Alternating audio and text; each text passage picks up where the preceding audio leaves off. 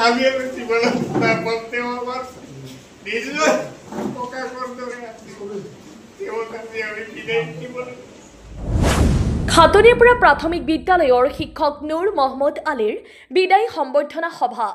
দৰং জিলাৰ দলগাঁও শিয়ালমাৰী প্ৰাথমিক শিক্ষা খণ্ডৰ অন্তৰ্গত খাতনিয়াপাৰা প্ৰাথমিক বিদ্যালয়ৰ সহকাৰী শিক্ষক নুৰ মহম্মদ আলীৰ বিদায়ী সম্বৰ্ধনা।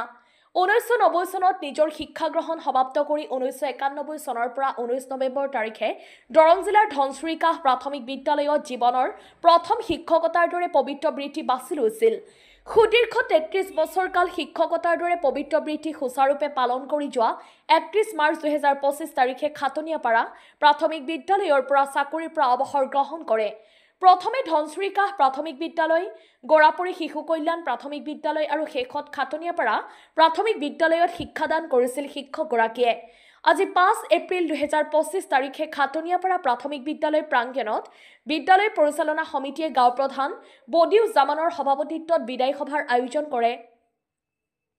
বিদায়ী সভাত উপস্থিত থাকে বিদ্যালয়ৰ পৰিচালনা সমিতিৰ সভাপতি আখৰি সাহাব, বিদ্যালয়ৰ প্ৰধান শিক্ষক সহিতে সহ শিক্ষক শিক্ষয়িত্ৰীসকল।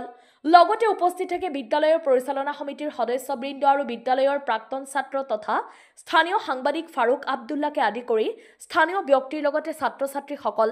সমূহ ৰাইজৰ উপস্থিতি বিদায়ী শিক্ষক নুৰ মহম্মদ আলীক বিদ্যালয় পৰিচালনা সমিতি আৰু বিদ্যালয়ৰ তৰফৰ পৰা ফুলাম গামোচা, জাপি, শৰাই, মানপত্ৰ আদিৰে সম্বৰ্ধনা জনাই শিক্ষকগৰাকীক নিজ গৃহত থৈ আহে বিদ্যালয় পৰিচালনা সমিতিৰ লগতে বিদ্যালয় শিক্ষক শিক্ষয়িত্ৰীসকলে।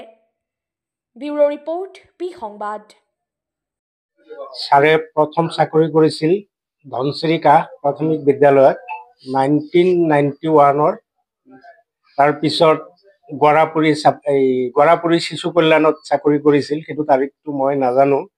আৰু 2012 চনৰ জানুৱাৰীৰ পৰা 2025 চনৰ 31 মাৰ্চলৈ খাতনিয়াপাৰা প্ৰাথমিক বিদ্যালয়ত তেওঁ কাম কৰিছে।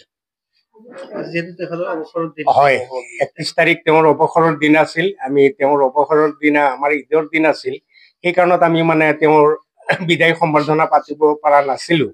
গতিকে আজি আমি আমাৰ শিক্ষক আৰু বিদ্যালয় পৰিচালনা সমিতিৰ লগত আলোচনা কৰি আজিৰ দিনটো আমি ধাৰ্য কৰিছিলো। সেইমতে আমি আজি এপ্ৰিলৰ 5 তাৰিখে তেওঁৰ বিদায় অৱসৰৰ সম্বৰ্ধনা আমি জনাইছো। হয়, তেওঁৰ ভৱিষ্যত আমি তেওঁৰ দীৰ্ঘায়ু হওক, তেওঁৰ ভৱিষ্যত তেওঁ উজ্জ্বল হৈ থাকক আৰু সমাজৰ সেৱা কৰক, সমাজৰ লগত জড়িত হৈ থাকক। আমি সহায় সহযোগিতা পাইছিলো। ৰাতি 10টা বজাতো মই ফোন কৰিছোঁ। আমাৰ বিদ্যালয়ৰ কেতিয়াবা ফেন চলি থাকিছে, কেতিয়াবা লাইট জ্বলি আছিল, কেতিয়াবা মটৰ চলি আছিল। কোনোবা ৰাস্তা দি যাওঁতে তাত যে মটৰ চলি আছিল, তেতিয়াই মই এওঁক ফোন কৰিছোঁ। এওঁ নিজে অলপ অসুবিধা, তেওঁৰ ল'ৰা ছোৱালীক নহ'লে বিশেষত পঠাই দি দৰজা খুলি খিৰিকী বন্ধ কৰি থৈ গৈছে, লাইট অফ কৰি থৈছে, মটৰ অফ কৰি থৈ গৈছে। গতিকে এওঁৰ পৰা আমি বহুতখিনি উপকাৰ পাইছিলোঁ। সেইখিনিৰ পৰা এতিয়া আমি অলপ বঞ্চিত যেন হ'লোঁ। আৰু বাইদেউ আমাৰ আগতে কৈছে, তেওঁ আমাৰ খালি শিক্ষক নহয়, অভিভাৱক। তেওঁ ৰাতিপুৱা আমাৰ চবৰ আগতে আহি পাইছে, আহি বিদ্যালয় খুলিছে। আমাৰ কেতিয়াবা কিবা অসুবিধা হ'লে তেওঁ বিদ্যালয়খন চলাই লৈছিল, কিন্তু সেই সুবিধাৰ পৰা আমি বঞ্চিত হ'লোঁ। গতিকে এনেকুৱা শিক্ষক আৰু আমি যে পাম, সেইটো আমাৰ ভাগ্যৰ কথা।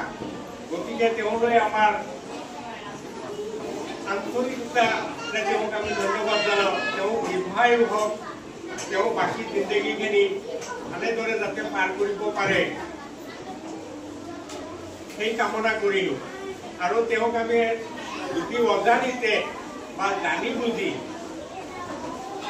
মই প্ৰধান শিক্ষকৰ দায়িত্বত থাকি কিছুমান নিয়ম নীতি পালন কৰোঁতে হয়তো কেতিয়াবা মই তেওঁক যদি বেয়াকৈ কৈছোঁ, তেওঁ নিজৰ ভাই বুলি আমাক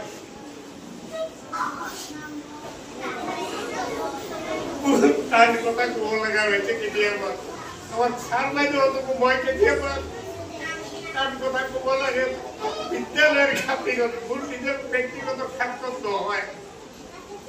এখন অনুষ্ঠান চলাবলৈ হ'লে কিছুমান নিয়ম নীতি আছে, সেই নিয়ম নীতি মানিবৰ কাৰণে মই কেতিয়াবা যদি আপোনাক বেয়াকৈ পেলাম আপুনি মোক সহায় কৰিব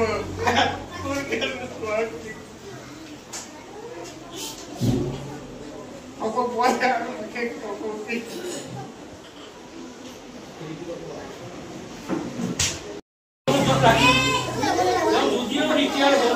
উপকাৰ পালে কিন্তু ঘৰৰ ওচৰতে এখন বিদ্যালয় তেওঁলোকে মাজে মাজে আহি এখন স্কুলৰ অলপ খা খবৰ লয় আগৰ দৰে আহি তাৰমানে ষ্টাফৰ লগত অলপ আগৰ পৰা আদান প্ৰদান কৰিলে ভাল লাগিব আমি ঘৰত বহি থাকিলে এনে তাৰ মনটো বেয়া লাগিব মাজে মাজে স্কুলখনত আহি অলপ খা খবৰ ল'ব তাতে আমাৰ ল'ৰা ছোৱালীখিনি অলপ উপকাৰ হ'ব এইখিনি আপোনাৰ ওচৰত অনুৰোধ